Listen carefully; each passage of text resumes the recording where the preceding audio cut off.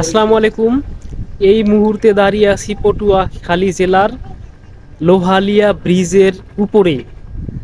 আমার সামনে নদীর নিচে আপনারা একটি লঞ্চ এই দিকে আসতে দেখছেন। আর এই ব্রিজটির বৈশিষ্ট্য সম্পর্কে যদি একটু বলি, দেখুন এই ব্রিজটির বৈশিষ্ট্য আমার পিছনের দিকে।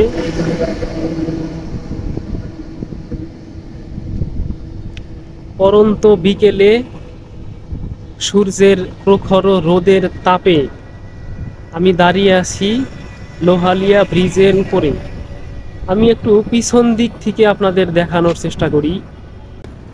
সামনের দিকে যে দিক থেকে গাড়িগুলো এগিয়ে আসছে তার শেষ প্রান্ত অনেক নিচে, আর এই দিকে বিপরীত দিকেও যদি একটু দেখানোর চেষ্টা করি, যে পরন্ত বিকেলের সূর্য পশ্চিম আকাশে ঢলে ঢলে পড়ে ভাব।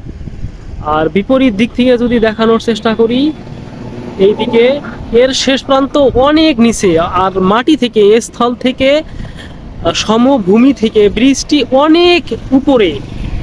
এই ব্রিজটি কত উপরে সেটা যদি একটু আপনাদের বোঝানোর চেষ্টা করি, এই দেখুন যে হয়তোবা ক্যামেরায় অতটা দেখা যাবে না, বোঝা যাবে না। দুপাশে সবুজ বন আর পানির স্বচ্ছ জলধারা অনেক অনেক অনেক নিচে। আমি যে ধার ঘেঁষে দাঁড়িয়ে আছি, এখানে দাঁড়িয়ে পায়ের নিচে সুরসুরি হচ্ছে, এরকম মানে ভয়ে সুরসুরি লাগতেছে যে এত উপরে দাঁড়িয়ে আছি।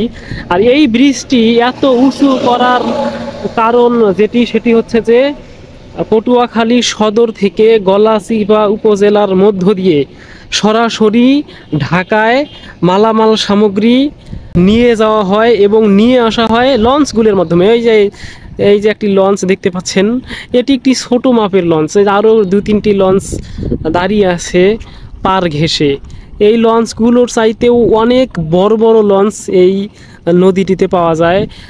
সরাসরি ঢাকা থেকে ভারী মালামাল সামগ্রী স্থলপথে ট্রাকের মাধ্যমে না এনে যদি লঞ্চের মাধ্যমে আনা হয়, পরিবহন খরচ অনেকাংশে কমে যায় এবং নিয়ে যাওয়ার ক্ষেত্রেও একই অবস্থা। খুব সুবিধা এবং কম পরিবহনে যেহেতু মালামাল সামগ্রী নিয়ে আসা যায় এবং নিয়ে যাওয়া যায়, এই সুবিধার্থে এই ব্রিজটি এত উঁচু করে নির্মাণ করা হয়েছে যাতে করে ব্রিজের নিচ দিয়ে খুব সহজেই লঞ্চগুলো চলাচল করতে পারে।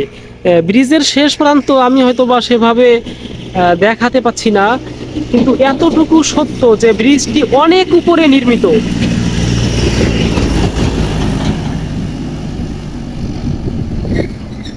স্থল থেকে আমরা অনেক অনেক অনেক উপরে দাঁড়িয়ে আছি এই মুহূর্তে। লোহালিয়া নদীর উপর নির্মিত লোহালিয়া ব্রিজ থেকে এতক্ষণ আমি আপনাদের সাথে ছিলাম। ধন্যবাদ। আবারও দেখা হবে আপনাদের সাথে নতুন কোনো ভিডিওতে, নতুন কোনো স্থানে।